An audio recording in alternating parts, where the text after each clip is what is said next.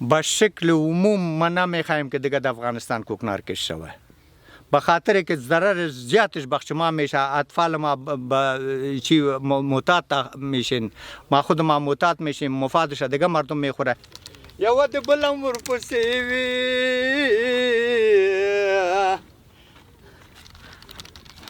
د بختور سړي به ښځه چاغه وینا.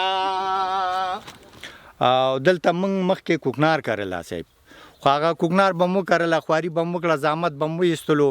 وروره هغه به چیسته حاصل په موږ لاس ته به رانغی، حاصلات به نورو خلکو قاچاقبرانو ته نه واخیستو او موږ باسې تش توکه به ګرځېدو.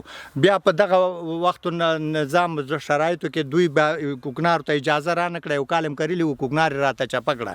بیا جناب انجینر صاحبان راغی د ډاکار د موسسې، خدای تعالی د دوی سره ښه وکړي، موږ ته یې دغه همکاري وکړه. مطلب دغه شی موږ په طریقه نه پوهېدو، موږ به همداسې ګاوکر کرلو.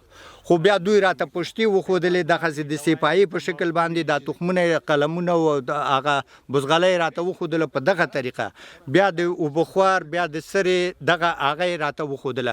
خو چون مشکلات موږ زیات لرو جناب انجینر صاحب، بخشما باغا جور شوه، بخشما سیستما یاو جور شوه که ما از فصل زراعت کار بگیریم، اینمی بخشما بهتره گپ است که نو موږ انشاءالله امید خدای ته لرم چې موږ په خپلو خپو باندې درېږو.